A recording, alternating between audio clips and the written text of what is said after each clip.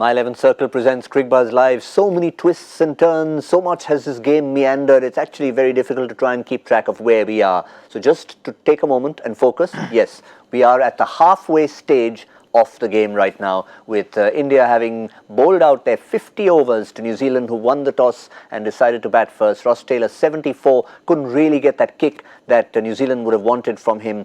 But nonetheless, they pretty much got a run of ball, New Zealand, on day 2. To take it to 239 for 8. 240, the target for Team India, is one of those rare situations where they might have taken, 24 hours to bowl their 50 overs and they won't be fined for a slow over rate. All kinds of strange things happen in this game, doesn't it? It has, you know. But congratulations, you called it right yesterday, man. Yes, I did. 250 is what I had sort of gone for, conservative score, and 2 plus minus 15. So the My 11 Circle expert couch is the only thing that's been decided over 2 days so far. We've still got a small matter of 50 overs of a cricket match to be played. We do, and I think it's a good score on this wicket.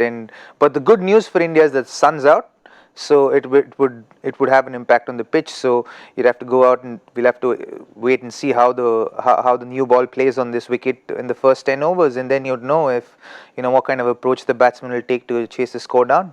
Key thing that Robin just mentioned is the new ball, because we did see a few 23 deliveries bowled right now with an old delivery or 2 old balls. But is it fair to even try and assess it, or just wait till the New Zealand bowling starts? Well, the wicket is not going to change much. But the good news is the sun is out, so that will ease off things. We've seen in English conditions, it's a world-renowned fact that if the sun is out, wicket does play better. So that's going to work in India's favour.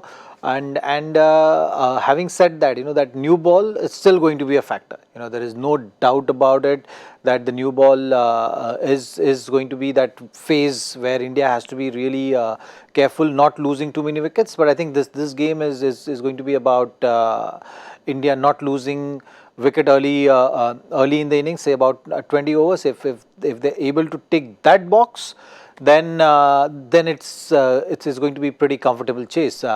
With 240 is that middle kind of a total, isn't it? So New Zealand will go in the break hoping that the wicket plays the same like how it was yesterday, and their bowlers do the job for them. If there is help in the wicket, the likes of Grandom and Nisham will come into play, and that's something which will be New Zealand hopeful of. But if that doesn't happen, then it will be a easy chase for India. Top order is going to be the big factor for this chase. That platform needs to be set, and someone from the top order, the top 4 particularly, needs to play a big role in terms of holding that innings together. If you have 2 guys, nothing like it. If you have 2 guys, then it is going to be pretty much one-sided affair. But at this stage, I would still say it's 60-40 in India's favour. Just looking at how New Zealand has gone about their bowling business in the tournament, they would fancy having a go at this kind of a total, hoping that early breakthroughs happen. But one thing's for sure, that it's this is a kind of total that has led to close finishes throughout this tournament. 240, 245, maybe around the 230s as well. It's been that kind of a total which has troubled a lot of teams in this World Cup. Having said that, I think the New Zealanders will be coming out really hard against India, and they'll be really happy with the score that they've put up on the board, because at 20 overs, where the score was, right? Between 11 and 20, they were, I think, 73, and then between 20 and 30, they had just gotten to about 110, I think. Correct. At the end of 40, they were 155, wickets, yeah. Right? So they've got 84 in the back 10, and they'd be really happy that they got that. And they would have, in hindsight, which is such a beautiful thing, they would have liked to probably have gone on the attack maybe from the 35th over, 36th over. They would have probably gotten to 260, which would have made the game even more interesting. But they'd be extremely pleased with 240, considering where they were at the 40th over stage. So they, for fact, will come out really hard against India. They'll come to take wickets in that first 10 overs. That will be the key for them to win. The key for India to win is to make sure you don't lose wickets in the first 10 overs. If we don't lose wickets in the first 10 overs, this game is signed, sealed and delivered India. Yes, it certainly is. But this is one of those slower totals. There have been 3 historically that we talked about in terms of early progress. New Zealand themselves were guilty of it against Pakistan and they didn't get to a great total, got chased down.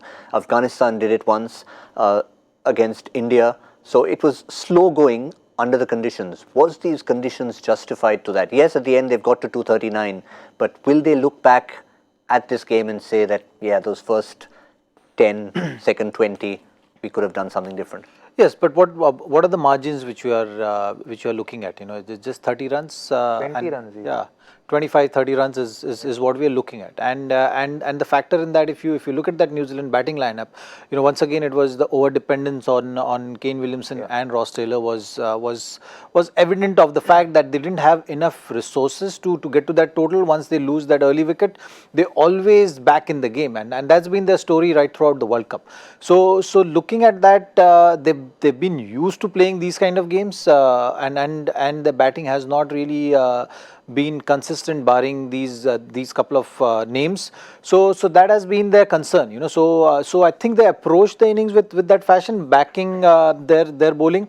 Yes, 30 runs they would have been very happy with, but they just have not been that sort of a team in this tournament to achieve that above par total. You know, I think 270 would have got them above par on this track, because there is help in the track. They've fallen short by 20 runs for sure. You know, so that is something.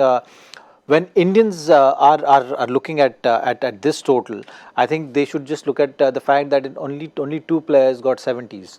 And they got to the total. I mean, this is the kind of total where you need two of your batsmen to play that kind of an innings, 70, 80 runs. If someone scores 100, then it's going to be that much easier. So that is something which we have to wait and see. Just a matter of 2 big partnerships. All right, one bit of information for both of you to finish the show. No roller was used in the morning. Light roller was used between innings.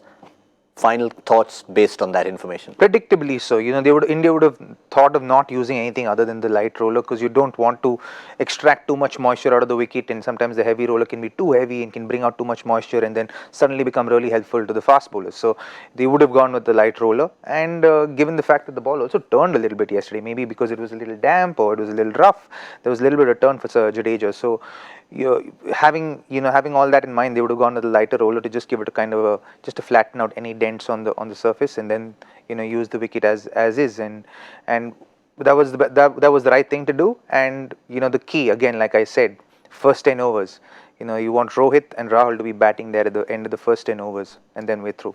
Does anything change based on the roller from what you've said? Not really. Yeah, that was basically the thought process, right? I mean, you don't want undue advantage to one side, and I was just curious about the rule, whether they are actually following that, or because this situation we've not seen first time. Many a times. It's actually first time for us to see something like this, where the match has carried forward and the reserve day being used.